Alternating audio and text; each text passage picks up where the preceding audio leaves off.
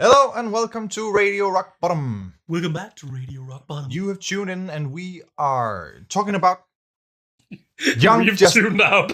Young Justice Outsiders, episodes 10 to 13, 10, 12, 10, 11, 12, 13. Yeah, that makes sense. So.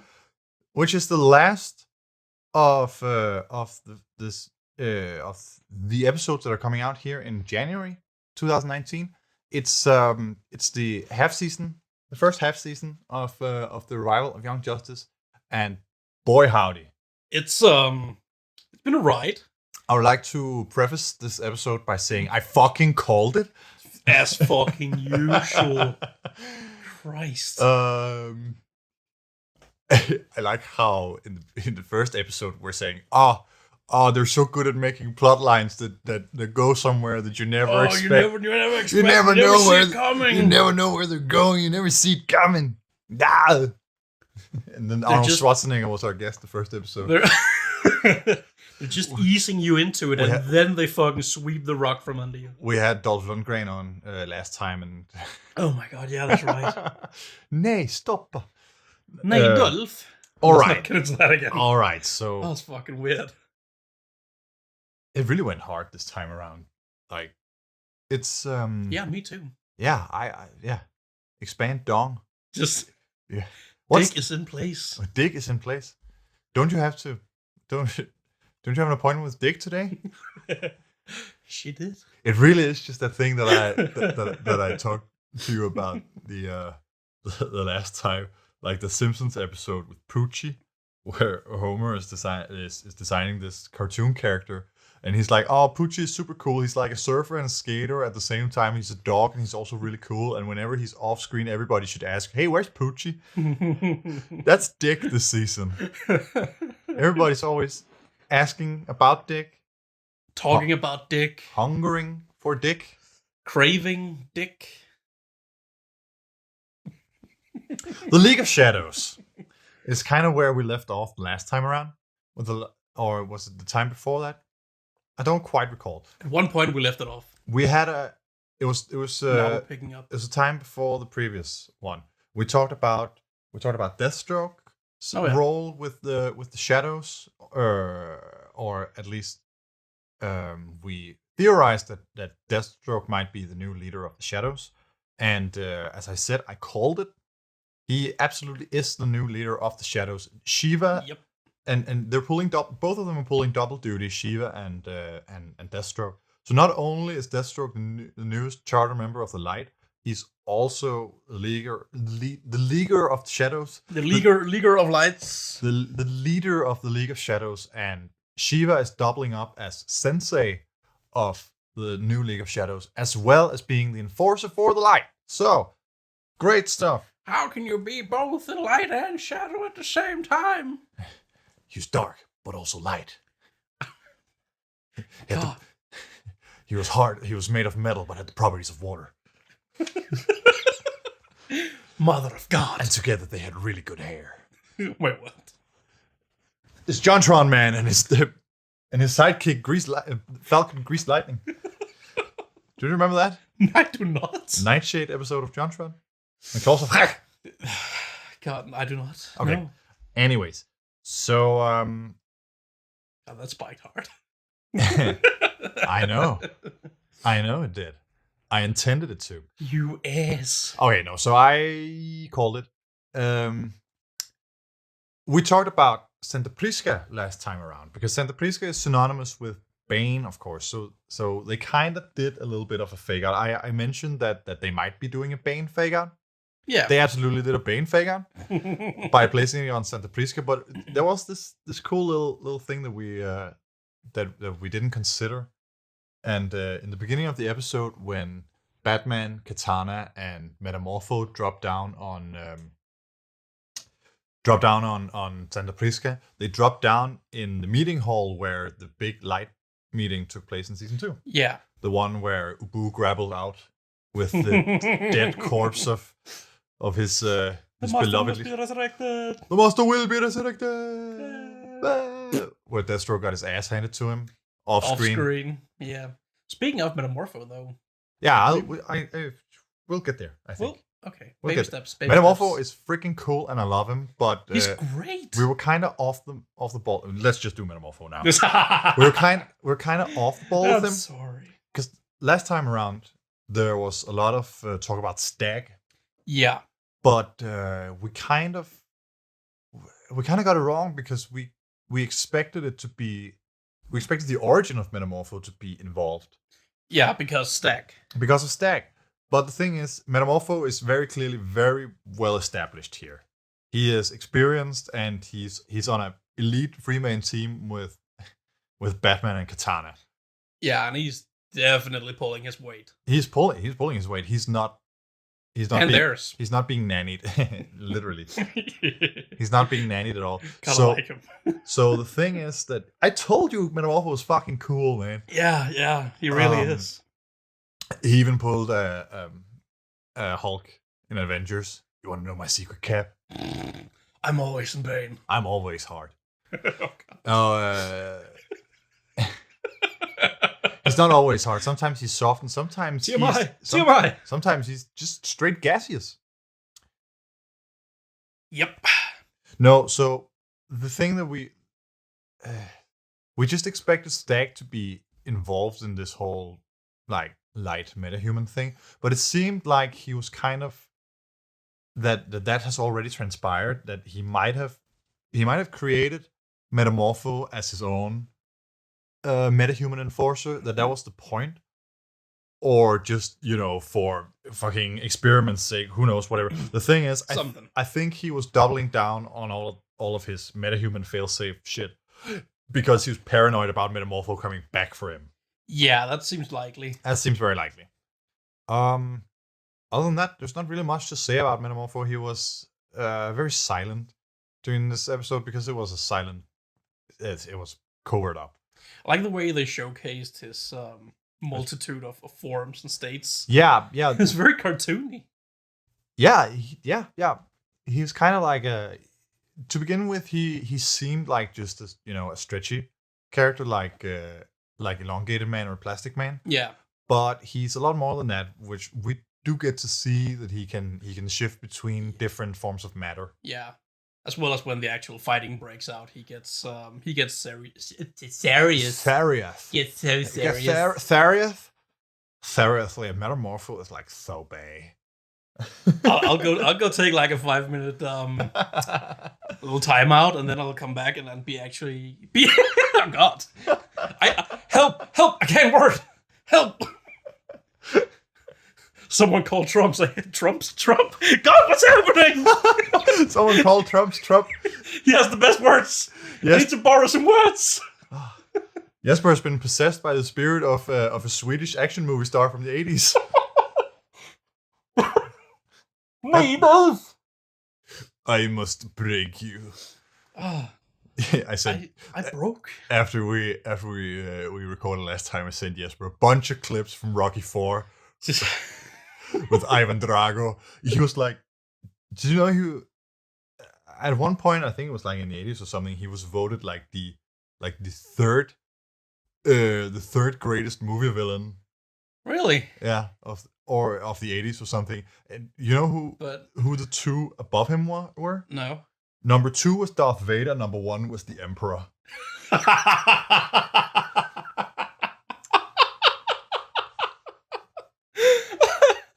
So we have 2 Sith Lords at the top, and then a boxer. Yeah, well, I mean, he was. Do you see him? How huge he is? Dude. He's a fucking fridge. Fucking a fridge in human shape. I must break you. If that man fell and toppled over you, you'd be dead. I mean, that's basically what happens to Apollo Creed. Then he falls and does a little butt wiggle. He's just fucking out, man. He's severely brain damaged. Okay, enough about Rocky IV and Dolph Lundgren. Okay, so Deathstroke features pretty heavily in this. I think I had a Deathstroke before. I think you did too. Deathstroke featured pretty heavily, and him and Shiva have a little bit of a heart-to-heart that basically reveals the whole plot to Batman, who's of course listening. Of course. And Cassandra, From like how long like away? he had a parabola thing. He had a parabola pistol. A better rubber. A parabola. A parabola. Those episodes are not out yet. No. Yeah. Okay. So basically, they talked about Tara being shipped off to someone named Granny, which of course we know is Granny Goodness. And my goodness. And Cassandra Savage was there, and she spoke about having a personal relationship to Tara as well. And they talked a little bit about we noticed this as we were watching the episode. They referred to Vandal as the boss. Yeah.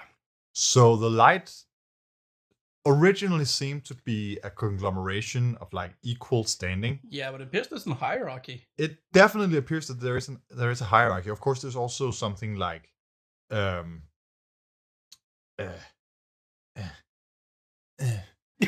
seniority. I was looking for the English word there. Right. Seniority within the Light, because of course they have cycled through members. So someone like Vandal and Lex and Queen Bee seem to have more pull within the Light, as opposed to someone like, I mean, Clarion is almost just a magical enforcer.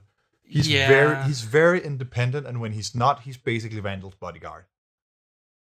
He's independently magical independent. I am now independently magically independent. He's investing in Rutabaga Connect. No, so that's interesting to see that Vandal seems to have taken over the Light, at least in some way. That might be the downfall. I don't know. Maybe. I guess we'll see. There's another thing. Shiva and Katana seem to have history. Yeah. Or something along those lines. I mean, something was hinted at least. Yeah. Well, I feel like they're probably fairly connected in the comics as well, I suppose. But I have no idea. They just seem like the same sphere of people. I'm not very well versed in either Katana nor Shiva. But she at the very least had a preference for fighting her. Yes, because she was interested in having her Soul Taker blade. I want my sword. I'm just thinking about Suicide Squad now. Like when I thought you were just gonna say I'm just thinking about Suicide now. I'm just thinking. I mean, I was when I was watching Suicide Squad. I was like, oh, that's why it's called that. None of them commit suicide. They just make me want to commit suicide. It's like after they spent the first 45 minutes introducing all the characters, Deadshot twice, by the way. Of course. Then Katana just steps on the helicopter like, who's she? She's my bodyguard. Her sword seals your soul. Don't get on her bad side. And then that's her place in the plot. I have the sudden urge to die. Oh god, that's for later. That's what Slipknot did. Slipknot, the man who can climb anything. He joined the Doom Patrol. What? Don't you know who Slipknot is? He's the man who can climb anything. He barely climbed one thing and then he fucking died. Fuck Suicide Squad. What a fucking shitty movie. Now, okay, so I mean, Katana has been pretty heavily featured in promotional material and stuff. She's a part of Batman's Outsiders, and she always was.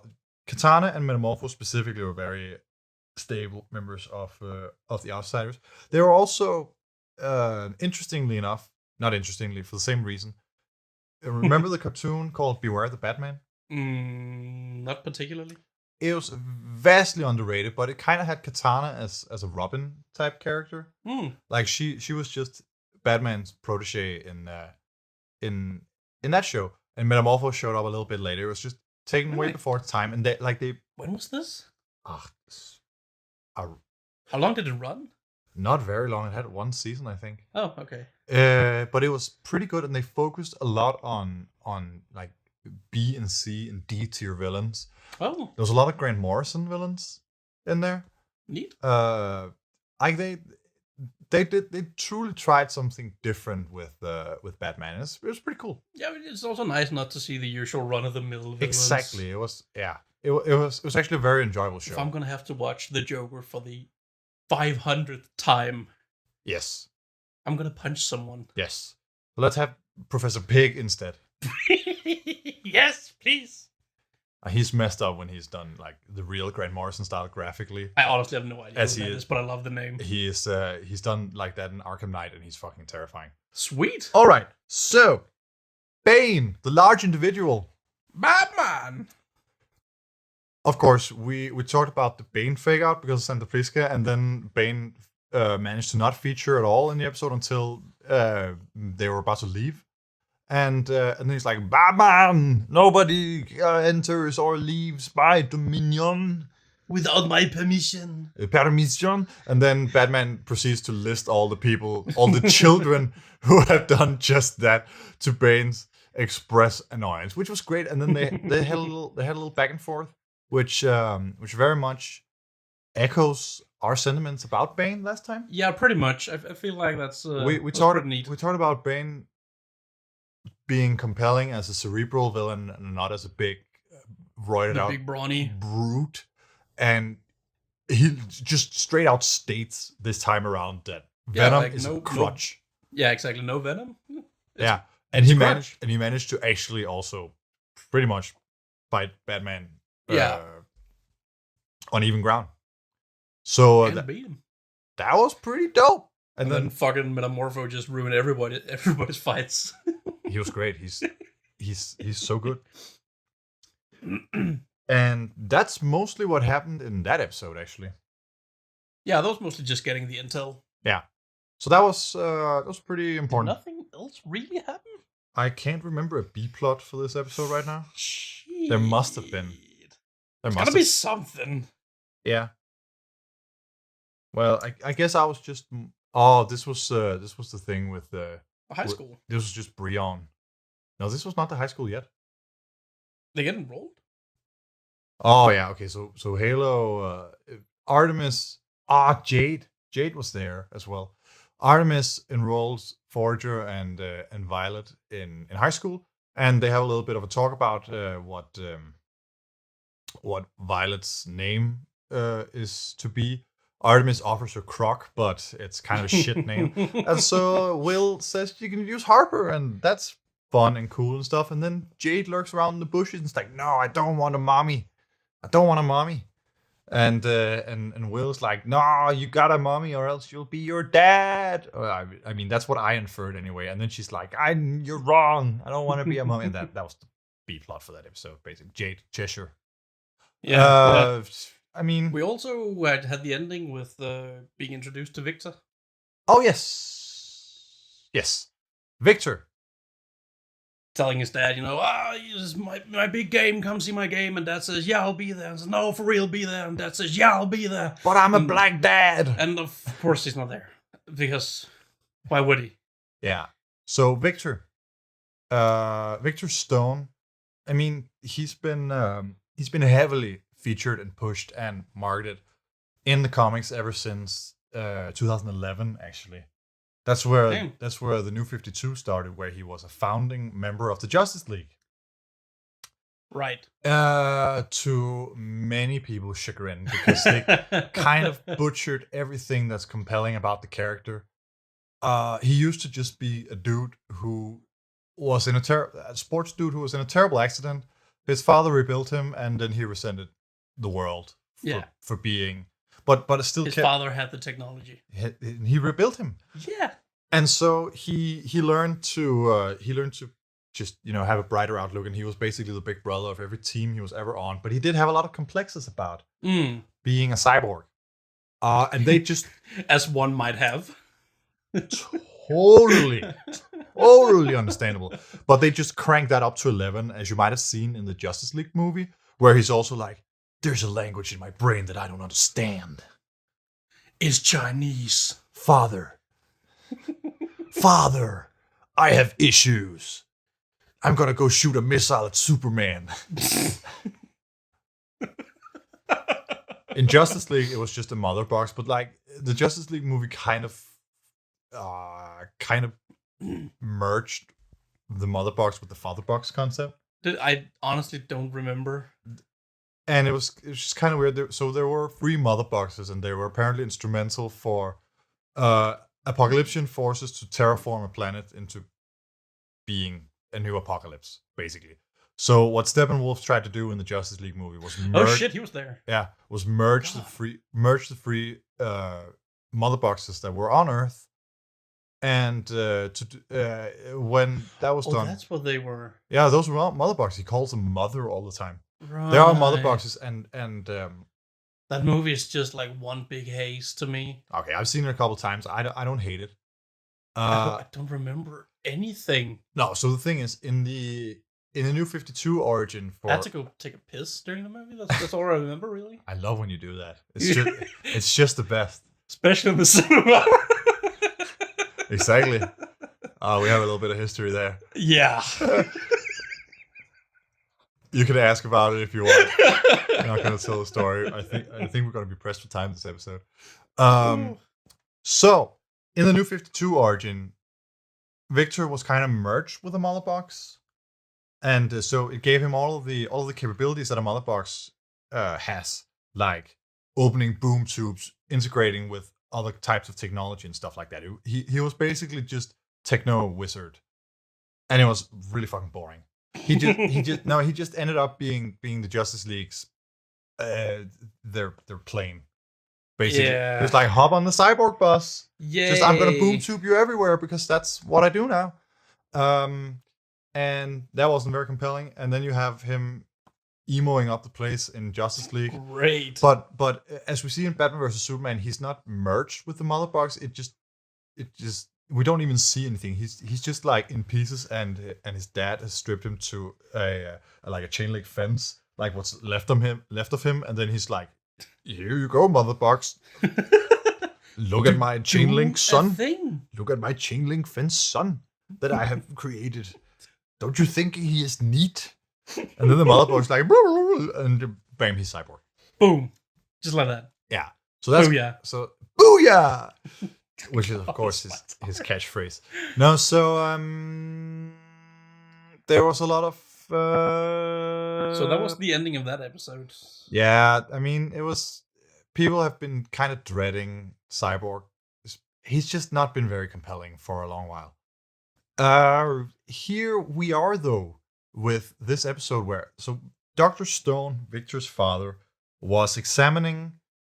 the Reach device, the metahuman failsafe kit that they liberated in previous episode, and then he is also gifted with a father box this time around. A father box, and he spends all his time researching the father box instead of actually caring about his son, like a good father. So Victor is like on the cusp of scholarships, professional football career, everything. Everything's going tight for him. He's working super hard. He's a really good dude. We see him in the locker room. He's not participating in toxic masculinity locker room talk with the other kids.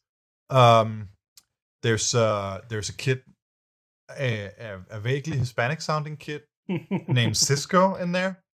Totally original. Never heard of him before. Totally original. He had a massive one-hit wonder back in the spring of 2000. It's called the Thong Song. No, so if any of you out there are watching The Flash, for instance, or he actually also had his own ongoing series in the New 52. Did he? Coincidentally, yeah, Vibe, Cisco Vibe. Yep. He's cool. Also metahuman. Pretty cool dude.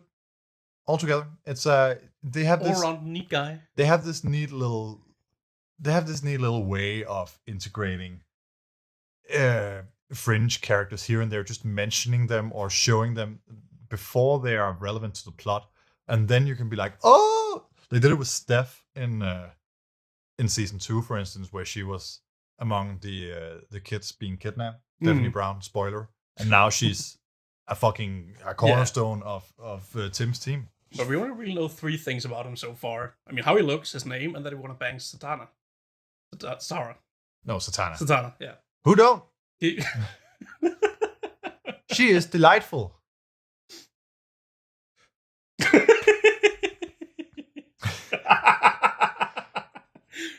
Getting disapproving glances from the side. Another thing that was pretty interesting here. The person who delivered the father box was Hal Jordan. Oh yeah.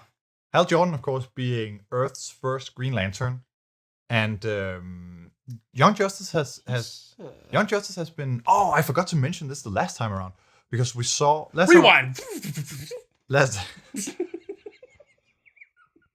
Thanks for that. It's a good thing I don't. You're welcome. It's a good thing I don't edit these, so I didn't have to put the actual sound effect on there. I'm your live editor. You're my live soundboard. I just press you and you make a sound. Just don't press my stomach. Last time around, we saw It's a whole different soundboard. We saw Graven, one of Darkseid's kids. Graven has mostly been used as a Kyle Rayner villain in the comics. Kyle Rayner being Earth's 4th Green Lantern. Is he really the 4th? Yes, he's the 4th. And I wanted to talk about. Yeah, don't worry, I'm gonna count them for you. Young Justice has been pretty good about the lanterns. Actually, usually what they do is they'll either combine a few or they'll only do one or whatever. Like Green Lantern animated series had Hal and Guy, and they mentioned John in the end of the season, and it was said that there. Oh, fucking Guy, that's right. Yeah, and it's Guy you forgot. Yeah, he's so great. Yeah, exactly, and I do believe Giancarlo Volpe, the showrunner for Green Lantern animated series, is that Guy Gardner? mentioned that they had plans for Kyle down the road. Oh, my point was, Young Justice is of course comprehensive. Like they don't skimp on anything, even really don't. Even though we skip Jason's time as Robin, he's still there, and there's still the legacy of him being Robin. And the same is kind of true for the Green Lanterns. So they're not forerunners, they're not up front, but they are important characters to the Justice League. And so in season 1, we had Hal and John both being charter members of the Justice League, and then Guy rolled around later on. There was a big thing, if you remember. He did a thing. I don't know if I remember. I just remember he's being remembered. Hal and John were both like, yeah, we can't add him to the league. they had that whole discussion when they found out that Billy was a child. Oh yeah, that's right. Shit. Yeah, they were talking about adding members to the Justice League, and and Hal was like, absolutely not. We cannot add Guy to the league. So my point was just that, Kyle might also be shaking around out there, or this actually brings me to the next point. Hal was not looking very good. He was not. He was looking very haggard. He even had his very iconic graying sides, his graying temples. That to me kind of smells like we might be going, if Young Justice continues, of course, that we might be going into a situation with Emerald Twilight, the story wherein Hal Jordan slaughters the entire Green Lantern Corps and merges with the Central Power Battery, and there is no Green Lantern Corps left, and he becomes Parallax, except for Ganthet, one of the Guardians, who survives and escapes, and with his last bit of power creates a new power ring for an Earthling named Kyle Rayner. Yep. Kyle is. I really wonder how they would handle that, though. I think they would just DH Kyle a bit and put him on the team, maybe. Well, I meant less so the character, but more like the plot. Yeah. Well, I mean, who knows? That's not important.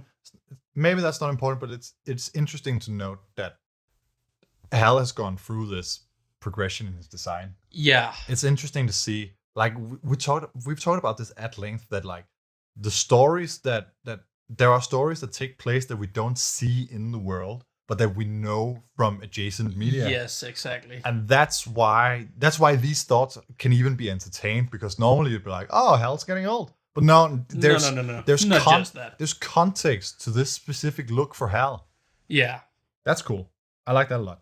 And it'll hopefully be revisited. Hopefully. I mean, they had the Reach in there as well. The Reach, of course, being one of the number one enemies of the one of the number one enemies. You can't even say that. A very high-ranking enemy of the Green Lantern Corps. And Vandal and Lex, when they were talking about what to do about the encroaching armada, Lex mentioned that the Green Lantern Corps, or was it Vandal? One of them mentioned that the Green Lantern Corps were off-world fighting the Reach. Right. Yeah, so, I mean, all right. I didn't actually catch that one. Let's move swiftly on. It's because they said our competitor, our partner's competitor. Okay. That's the Reach. Yeah, okay. Fair enough. A father box was introduced and merged to Victor, and it was very, very graphic. Victor... Very graphic. It was the most graphic thing we've seen so far in the show, and that says a fuck ton, considering that the third episode had Violet fucking have her face burned off. This was more graphic. Yeah, I mean, he managed to fuck up the failsafe and have it explode. Yeah. So Victor confronted his dad about this whole thing, and the whole kerfuffle happened, and he had a little vulnerable moment where he was just like, "Dad," and then blew up in his face. And just like Violet, half his face off. The left side of his torso blown completely open. We could see his heart beating. Beating hard with the ribs broken were just rib cage. The ribs were just crooked and out, and his whole arm was blown off. Lying in a pool of blood, and his dad didn't hesitate to say, "Alien technology will save my son." Yeah. Unknown alien technology will save my son. Well, to be fair, he didn't know that it was used to heal. It was the one. It was the one purpose that he knew that the father box served. Yeah. So, but the thing is still, he knew as well that the father box was basically pure evil, which he, of course, dismissed because technology is neutral. This is not regular human technology as we know it. No, they're sentient. Yeah. So didn't anyone tell him that? Nah, man. So Victor is merged. Cannot be. It's a computer.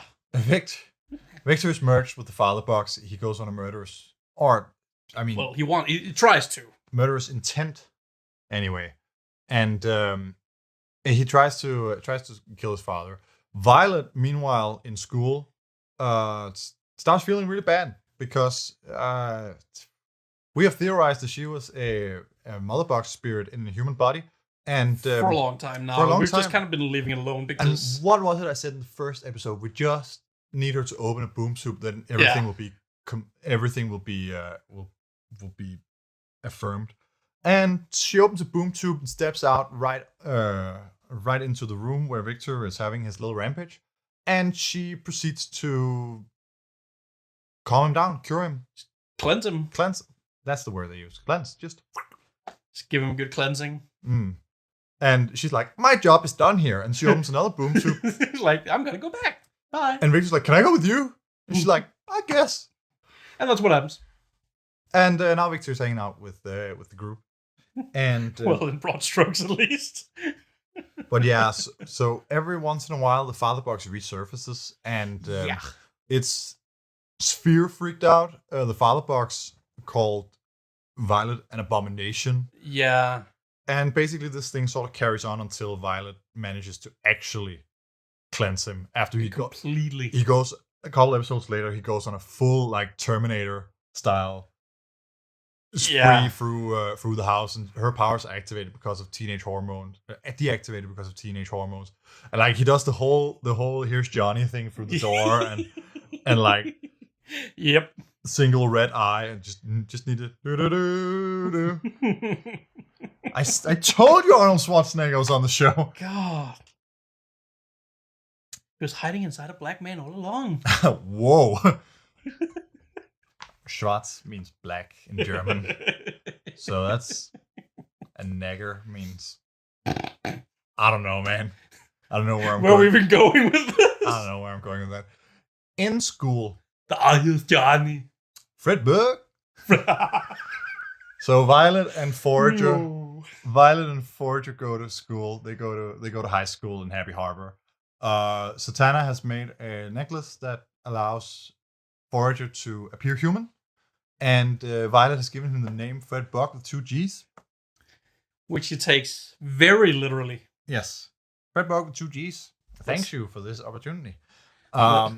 God damn it. And just the teacher introduces them. This is Violet Harper and Fred Burke.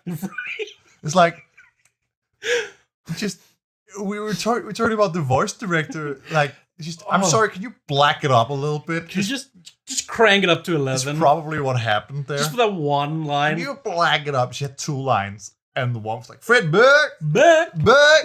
That's great. I loved it. And they met a kid named Harper Row, which, if you have read Snyder and Capullo's Batman series from the New 52, you will know her. Because she was the first addition to the Bat family in the mainline Batman comics in the New 52, where she was known as Bluebird. She of course has blue hair, and the thing that threw a lot of people off about this, I don't know if you know, but the design for Harper in Young Justice kind of resembles the design for Terra from the recent animated movies. So a lot of people are like, that's Terra. That's Terra. I even have it written in my notes here that I wanted to talk about this. She resembles Terra a lot, but she's not. She's just Harper. She's just the girl. Okay, moving swiftly on, because that's not interesting at all compared to what happened in the next episode. You don't like Buck? Buck.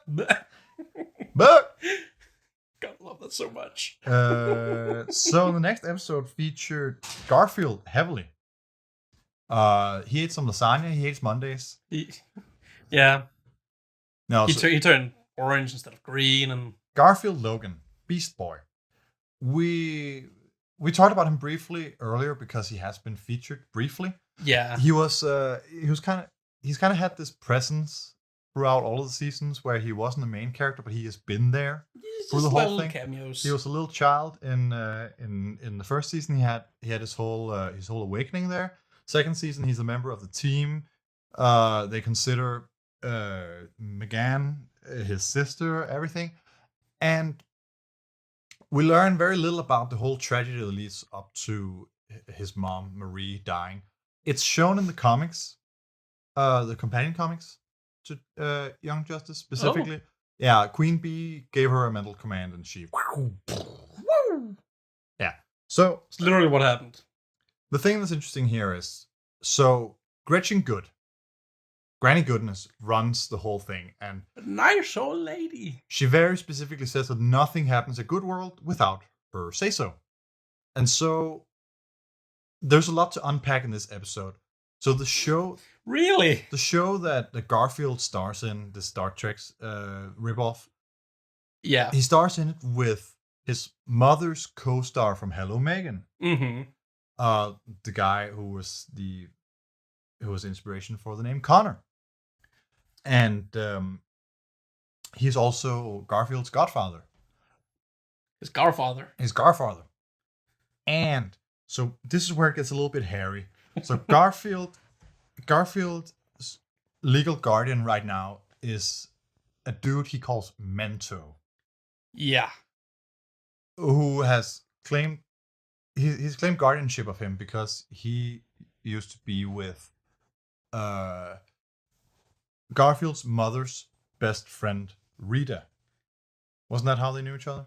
I think that was how they knew each other. She also starred on the show, I think. She did, yeah. On Hello Megan, yeah. So she adopted Garfield after the accident. Yes. And then we don't know what happened to her afterwards, but it's implied later on because something really fucked up happens here.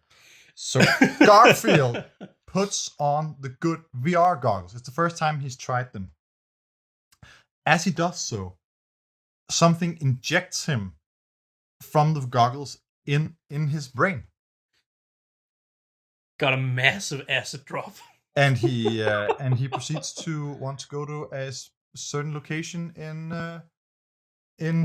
California, Encino. Yeah. But that's not important. Not that important anyway. It's just he's compelled to go to a certain location. Yeah.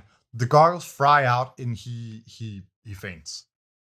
Cue this massive fucking trip. So fucking weird. Like he first off he goes into his own TV show. Yeah.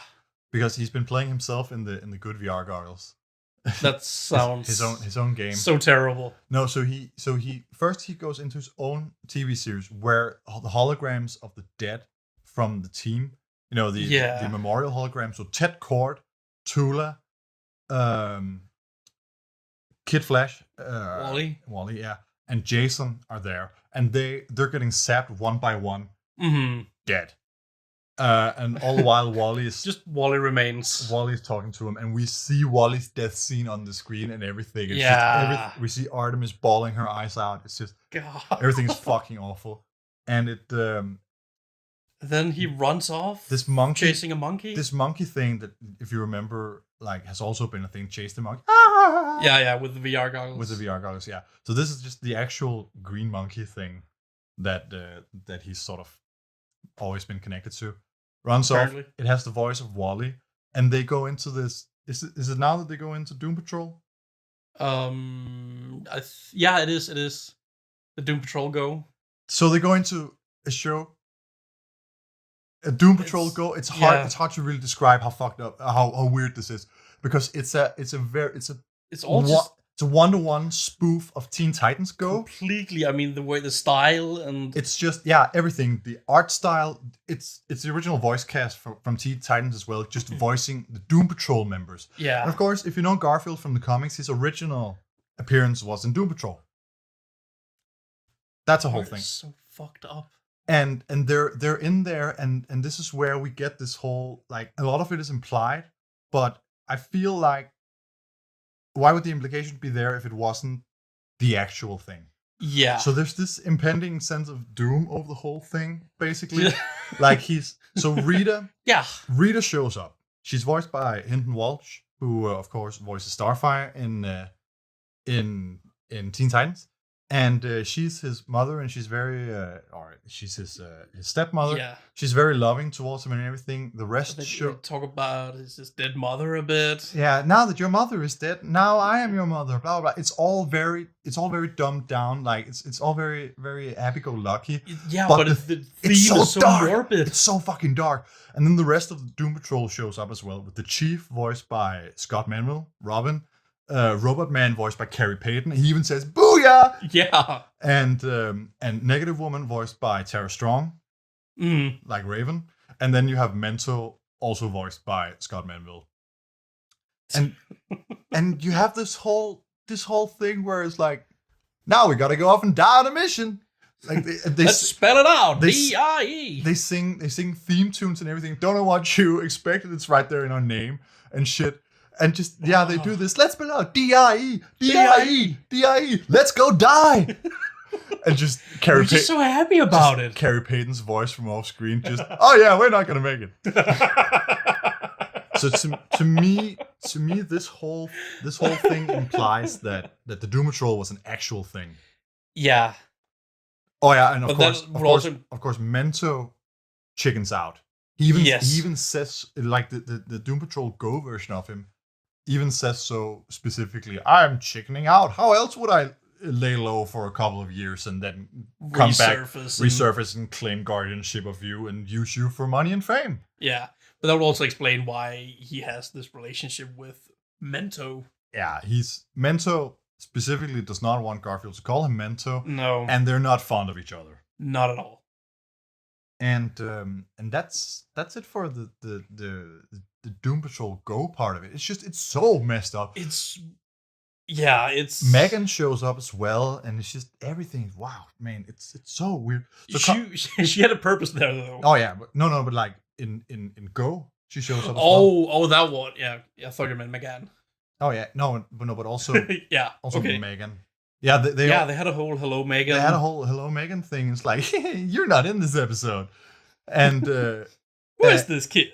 Who is this kid? Do you know? Are you even born yet? It's just God. Yeah, and so surreal. It is so surreal because the characters flicker out between their character and the actual person. the present version of the people. And Megan Marie pulls out a beehive and tosses it at Garfield. Look at all this honey I have. Yeah, and Queen Bee shows up. It's like, oh look, Queen Bee's come to get her honey back. Oh yeah, then that's when we cut to his mother dying.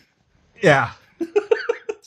Yeah, and you see the whole scene again, and the green monkey's on his shoulder and everything, and he's just Just gonna like change the channel. Yeah, just stop. Just I don't. end it. Yeah, but there's nothing else on. I don't care. Just end it. And then in the real world, McGann and Connor have shown up to help him. McGann is diving into him psychically, and Connor is just there to. Just there, really. He's just there. But like Connor, the moment he says, turn off the channel, the monkey has been navigating them around this mindscape with a remote control. With the voice of Wally. Yeah, with the voice of Wally. And so it turns it off, and then immediately Connor's like, I can't hear his heartbeat. Yeah. And everything goes black. So fucked up. It is really, really fucked up, and he switches between... This is where he switches between the Garfield that we used to see, the Beast Boy that we used to see in the red and white outfit, with the sideburns and the monkey features, and the slightly older Garfield, where he's human but green and has his black and purple Doom Patrol outfit, or at least that's the comic Doom Patrol outfit. That's how he looked in Teen Titans as well, the show. Like that's why he had the black and purple outfit. Where the fuck are we even going? The monkey, the freaking monkey. Oh yeah. The monkey speaks to him, says he's been chosen to be his Beast Boy.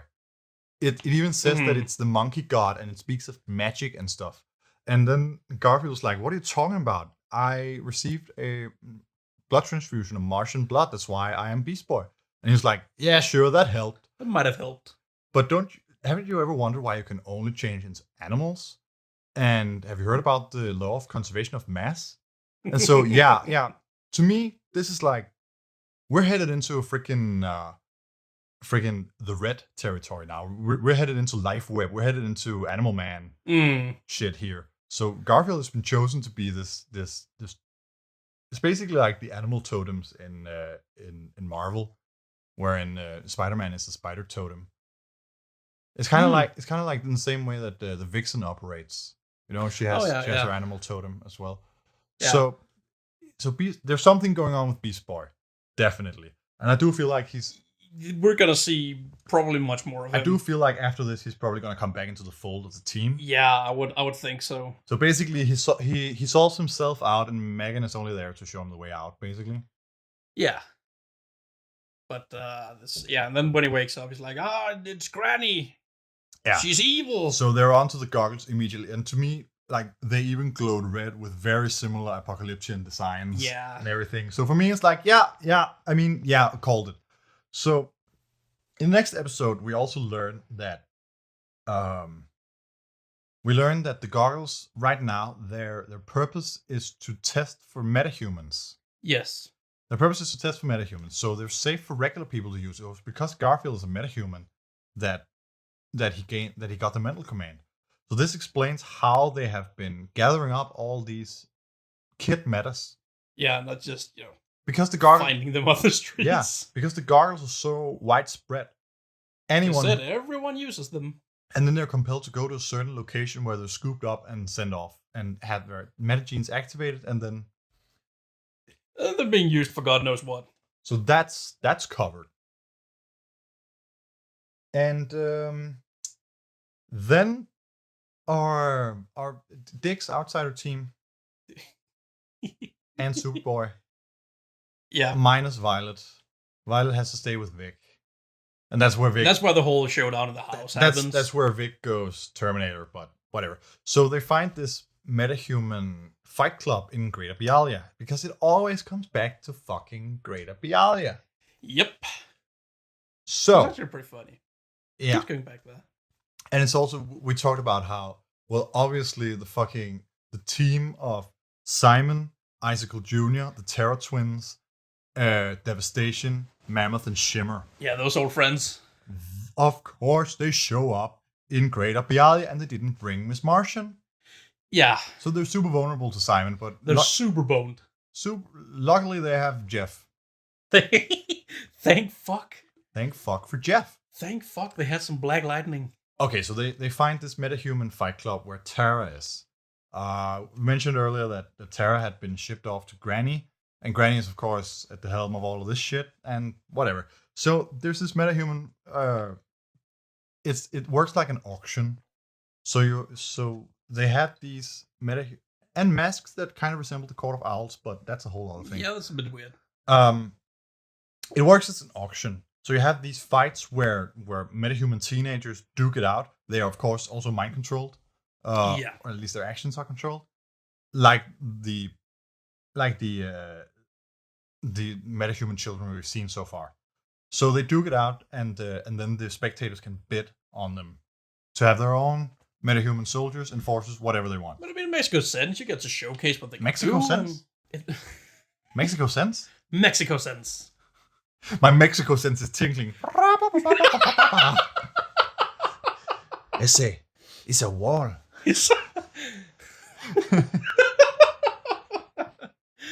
No. But no, I mean, they get to showcase the abilities. God, I'm just going to skip over that. That's probably for the best. Hey, have you considered that the Mexicans in the show are completely immune to wall building? You have Jaime, he has weapons that have theological implications if he were to employ them. Eduardo Dorado Jr. can literally teleport. But I mean, that's how they get over the border, isn't it? Slippery fucks. Just teleporting across my border. Trump, a wall isn't going to help. Just teleporting in and bringing the crime rate down. and contributing to the economy. How dare they? How dare they? He's literally called El Dorado. He's made of gold. He's got a heart of gold. My little boy. El Corazon. Mother of God! Mother of God. That's just something. That's just the thing now. It's just something beyond us. Anyways, they break Tara out. And her and Geoforce turn out to be a quite formidable team. Oh yeah, there was another kid. There was another black kid there. Another Milestone character. I don't know if you know this, but Milestone Comics was like it was kind of made to be a black label. It was made to have African American representation in comics. Right. So basically, there were a lot of black superheroes created under this label, and they've later on been integrated into DC, but they're frankly rarely used.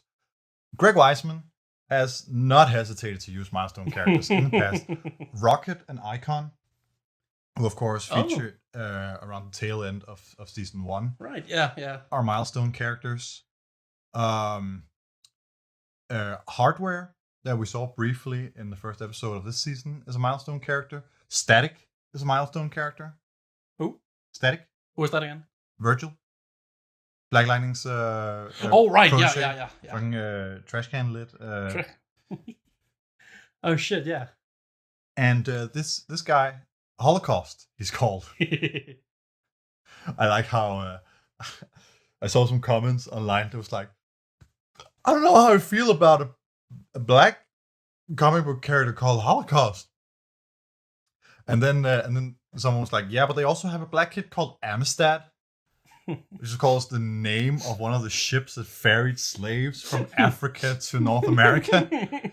So, I mean, it's very knowingly named. It's not exploitative. Yeah. Anyways, he was fucking cool. Yeah, that's pretty cool. Holocaust, he was fucking. Got a little fire. And fuck, it was well animated, that fire. Oh yeah, definitely. That was so cool. They even did a fire spirit bomb. Yeah, man. Took power from all the people on Earth to fight Boo. Mi spirito. Sen fuego. Mira mi cara. So that's pretty cool. Seeing those characters. I don't know if Black Lightning's also Wildstorm. I don't think so. Milestone, not Wildstorm. Wildstorm? Why not both? Is it Wildstorm or is it I Milestone? have no idea. No, Wildstorm. Wildstorm is invincible. That's something, or is it Stormwatch? I don't know. Doesn't fucking matter. I think they're called Milestone characters. Anyways. Why don't I look it up while you ramble? Sure. So they have this whole metahuman fight club. They face off against Simon's team. Jeff fortunately manages to shock Simon pretty covertly, straight off the bat, so they don't have to deal with him. Just touch the railing. Just zap, and he's out. He's frail after all. Yeah, Milestone Media. Milestone, yes. Good. Can you search for Wildstorm? Wildstorm. Wildstorm. Pretty sure that's a thing. If I could spell, that would help. Wildebeest. Will the wild cards? And some of these characters we've seen before as well. The Terror Twins don't look very good anymore. they look busted.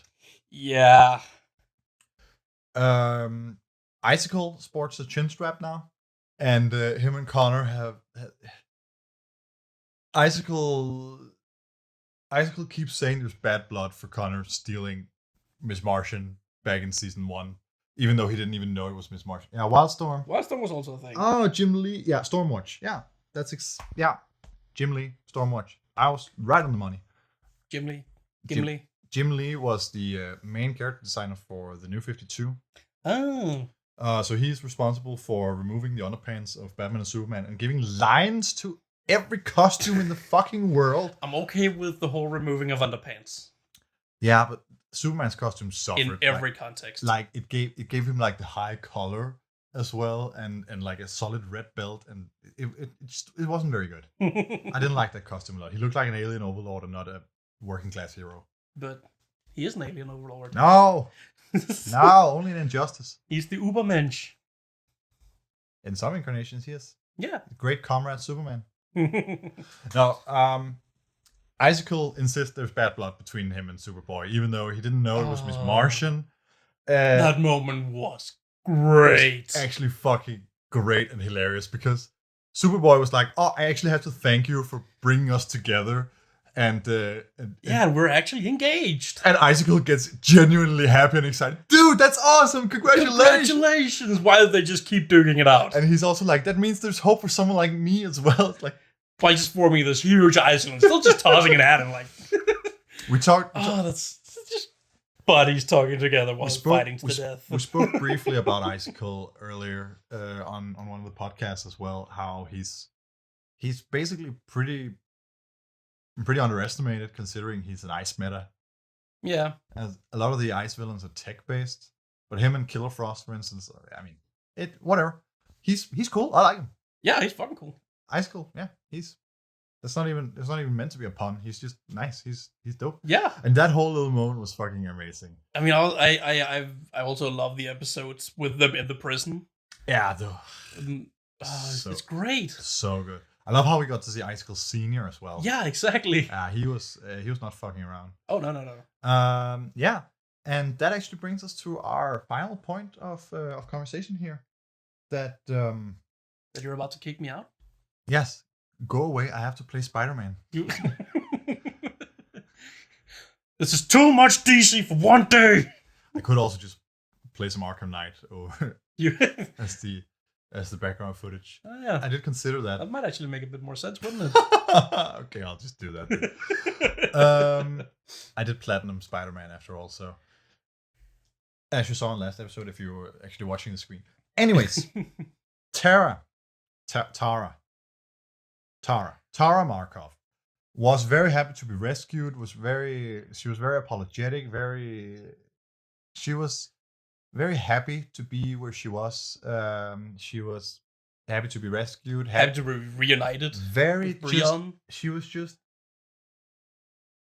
very chipper to be rescued and all that stuff. And we talked about this briefly earlier. We mentioned something called the Judas Contract. Yes. The Judas Contract is Tara's one storyline. And now that we had Deathstroke featured pretty heavily on as well, that's what kind of made it for me as well. I'm like, cannot be coincidental. And now Garfield has also been featured heavily. Tara's one storyline, Judas Contract. It was even a film not too long ago, an animated film. And that's like the one point where we're like, okay, so normally they skip over the animated stories and don't tell them. I think it's a little strange that they're incorporating this then, but yeah. I was like, I don't trust that hoe as far as I can throw her. Which would be, a good 5 meters maybe. Yeah, she's small and I'm fucking buff as shit. I'm fucking ripped scumlord. I can throw that little girl far. She's like at least 10 centimeters. Yeah, at least. Okay, so I didn't trust her.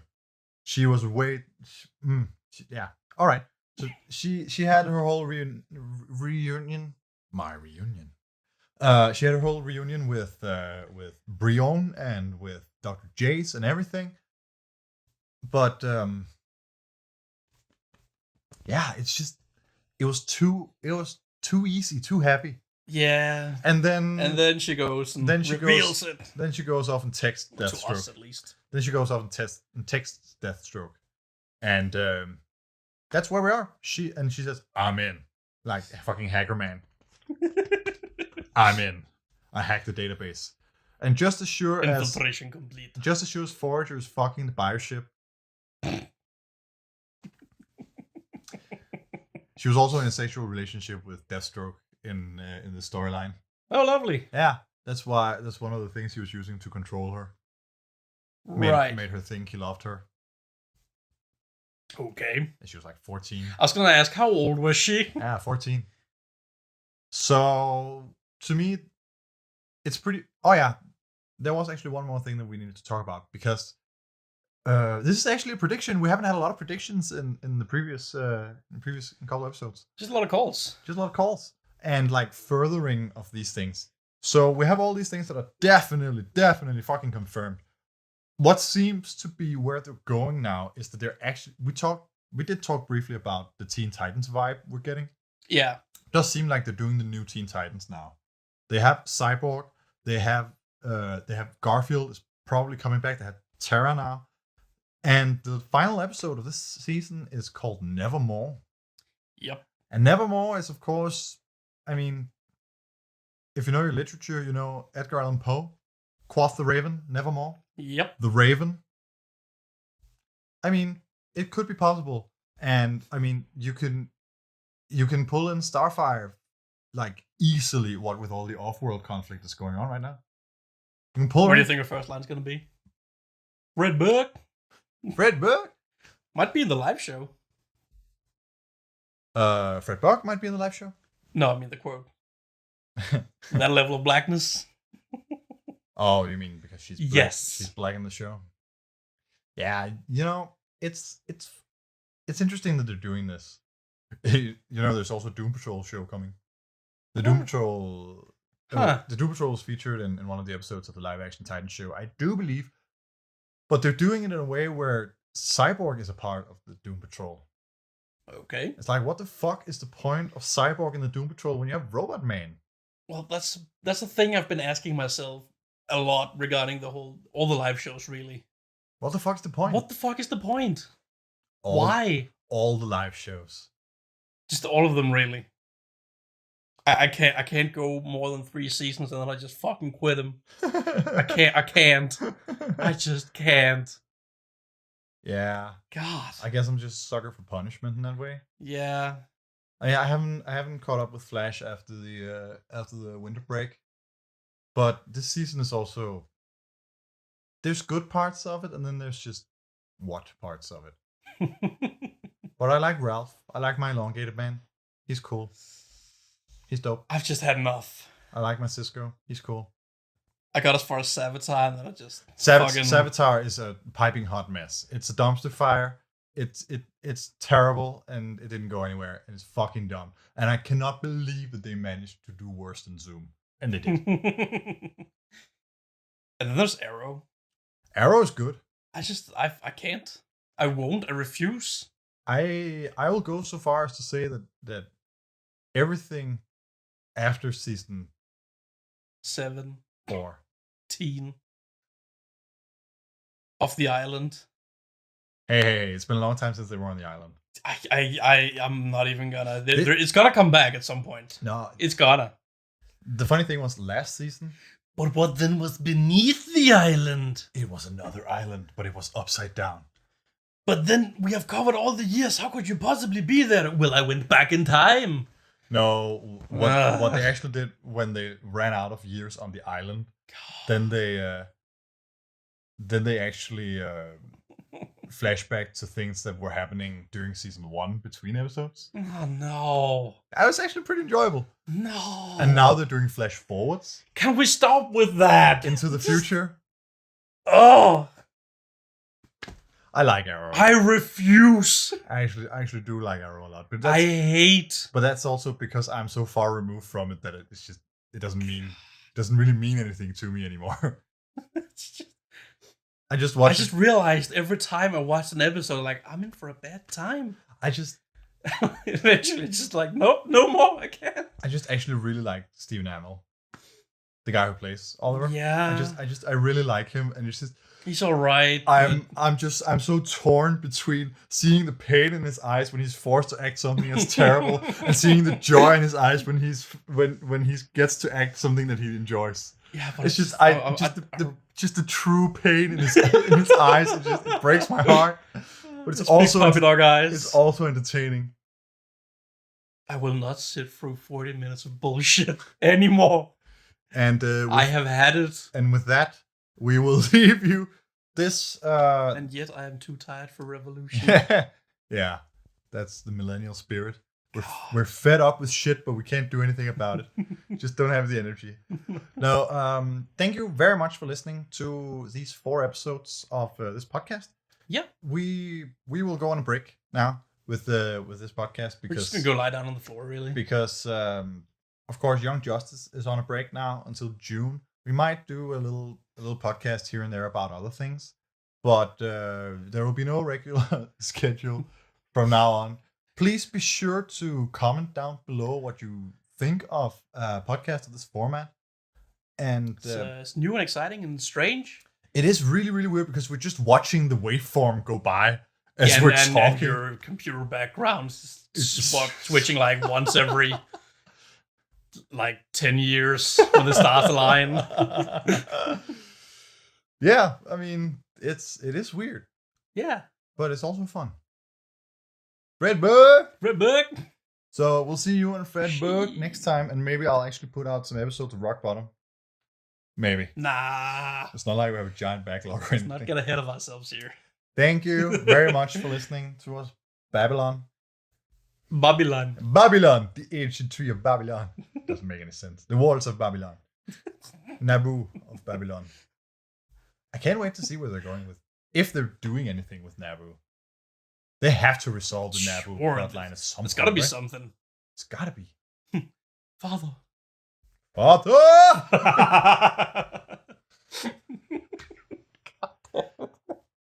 Bye.